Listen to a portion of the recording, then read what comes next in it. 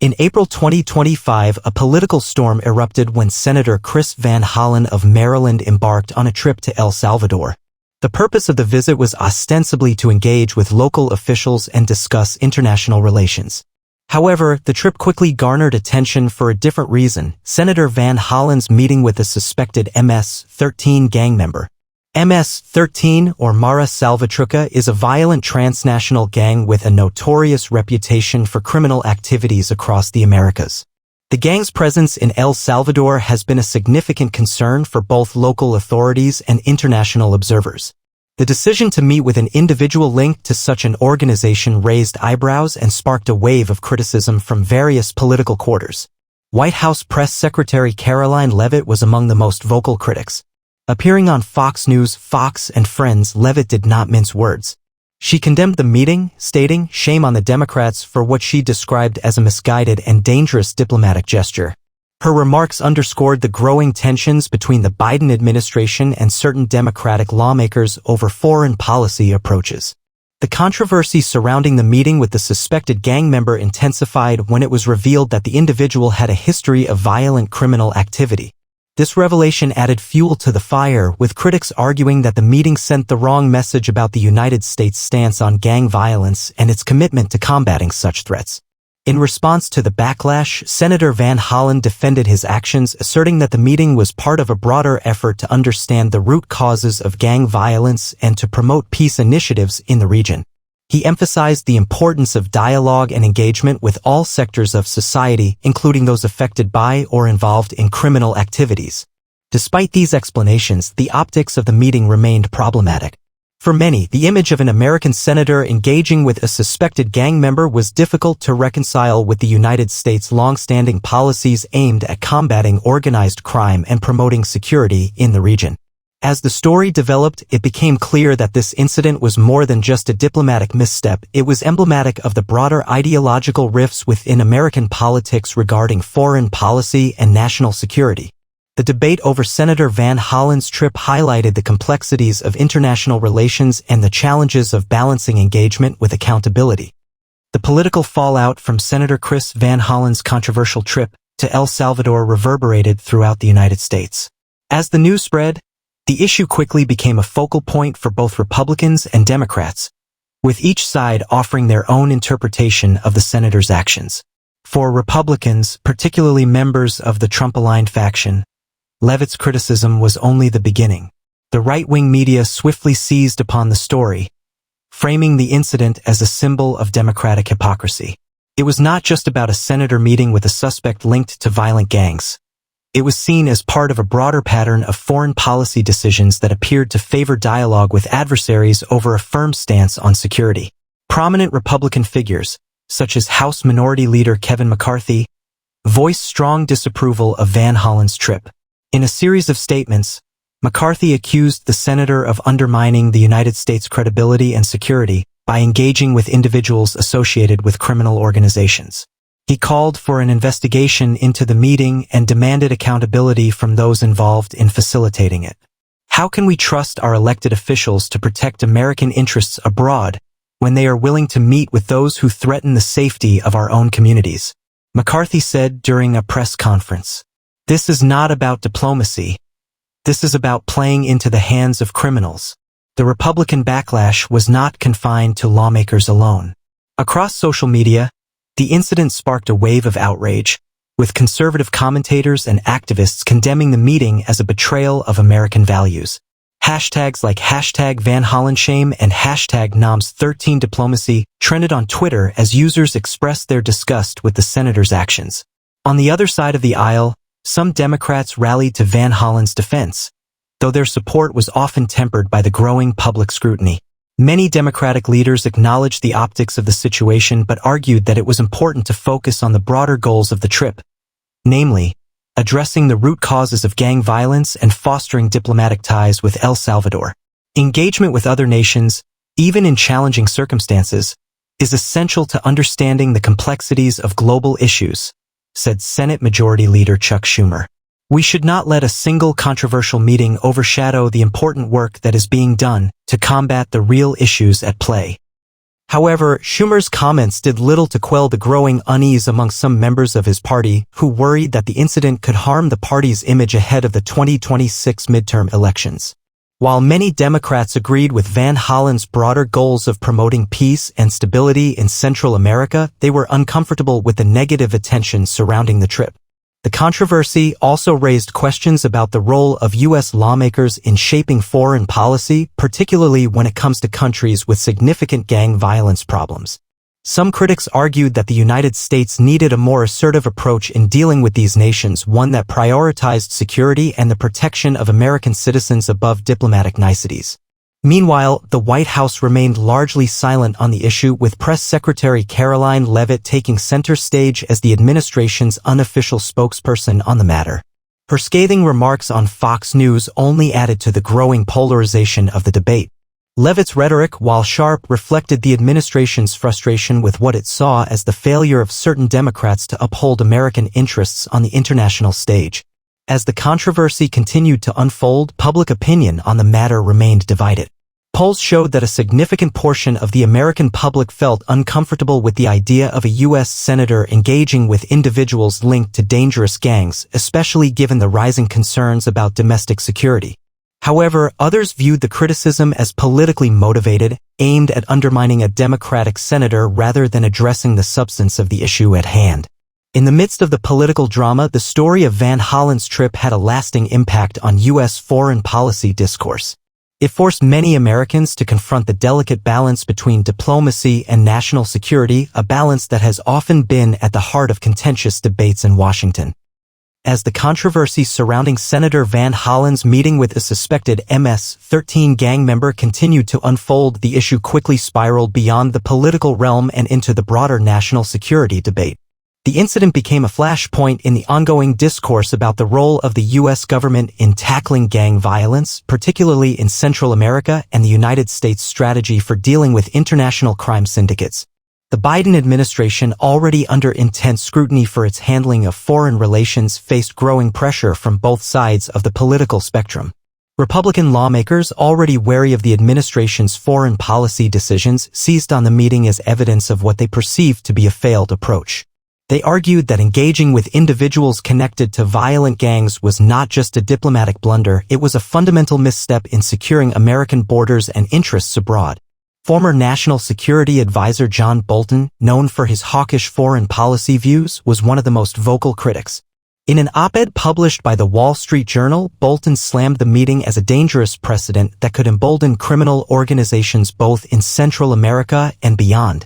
He warned that such actions sent the wrong message to allies and adversaries alike, undermining U.S. efforts to combat organized crime. The United States has a moral responsibility to confront transnational gangs, not to indulge their leaders with diplomatic niceties, Bolton wrote. Senator Van Hollen's actions may have been well-intentioned, but they risk compromising America's position as a leader in the fight against international crime and terrorism.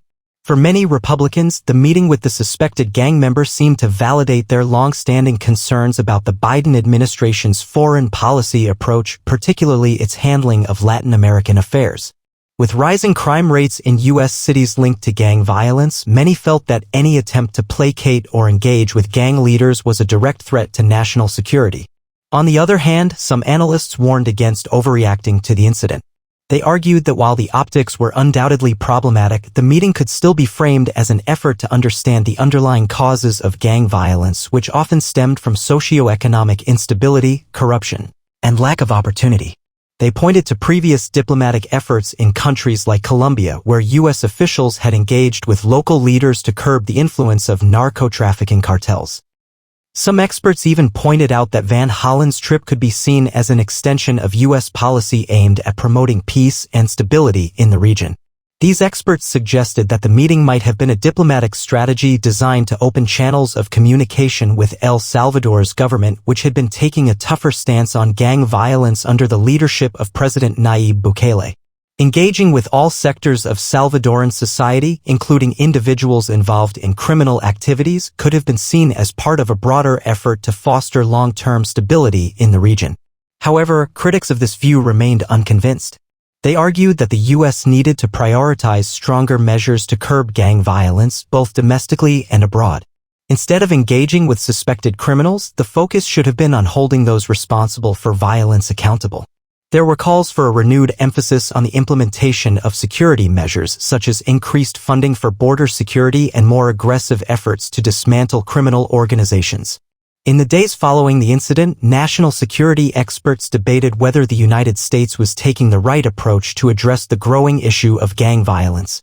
Should the country focus on diplomatic outreach, or was it time to adopt a more hardline stance in its dealings with countries like El Salvador, where gangs such as MS-13 continue to exert significant influence?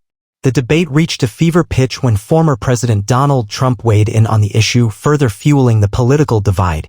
Trump, who had made immigration and border security a central issue during his presidency, criticized Van Hollen's trip as another example of weak and ineffective leadership.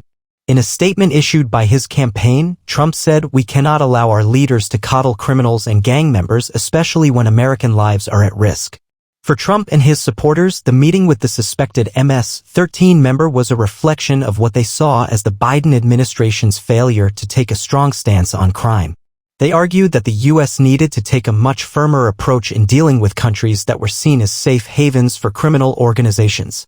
Trump's rhetoric was aimed at energizing his base, which was increasingly concerned about rising crime rates in the United States and the growing influence of gangs. This rhetoric only heightened the polarization of the debate. Supporters of Trump's tough-on-crime stance saw the Van Hollen incident as emblematic of the weaknesses of the current administration, while Democrats and those in favor of a more nuanced foreign policy approach cautioned against reacting impulsively. As the debate continued to unfold, public sentiment began to shift.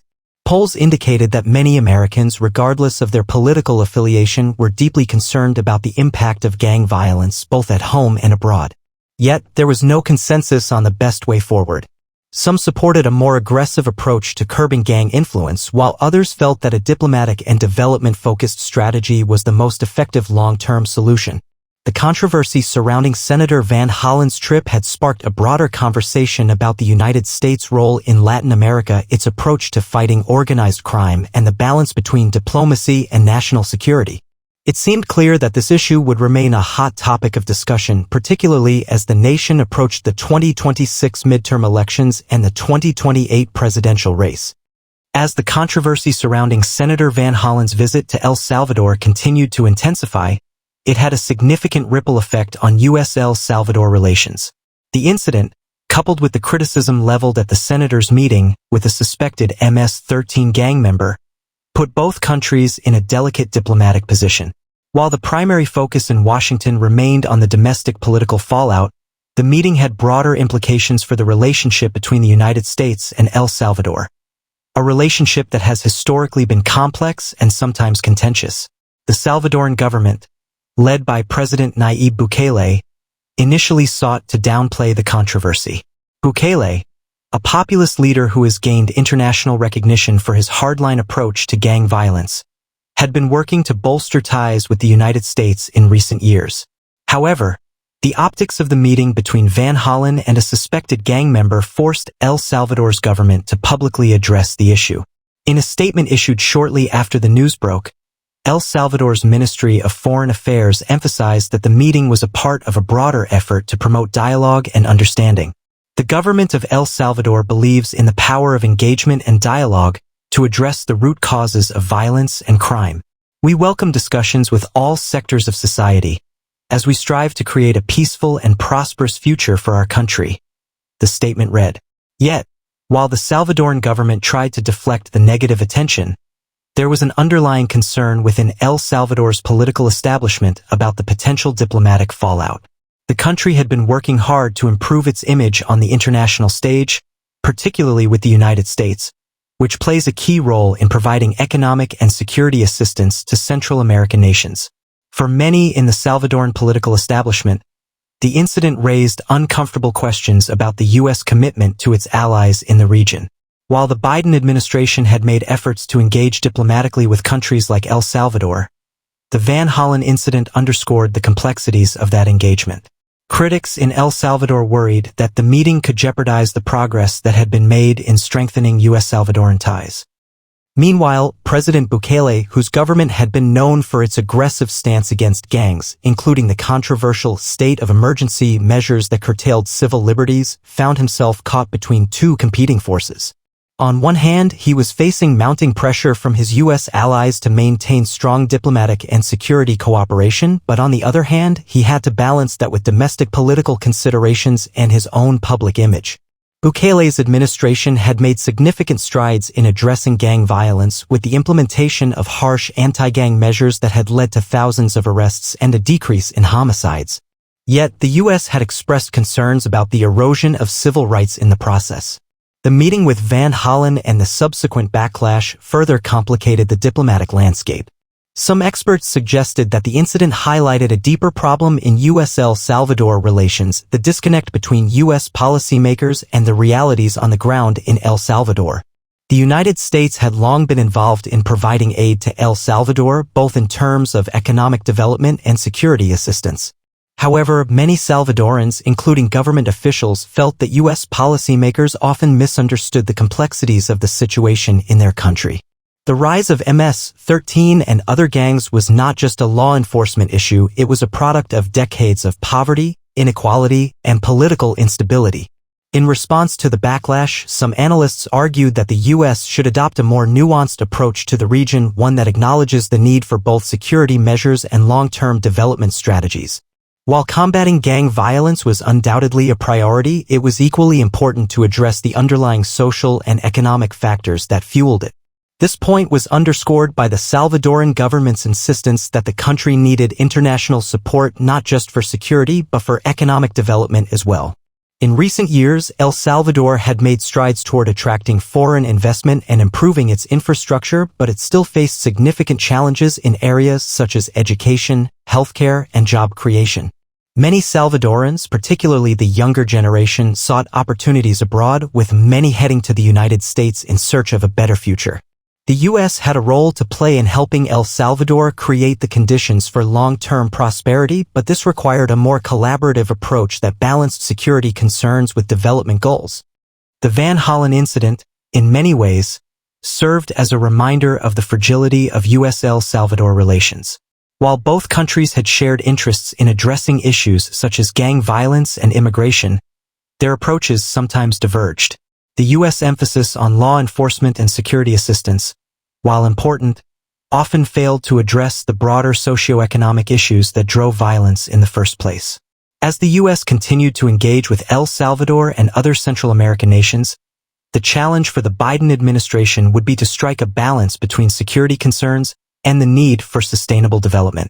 This would require a more comprehensive approach, one that took into account the complexities of the region and the multifaceted nature of the challenges it faced.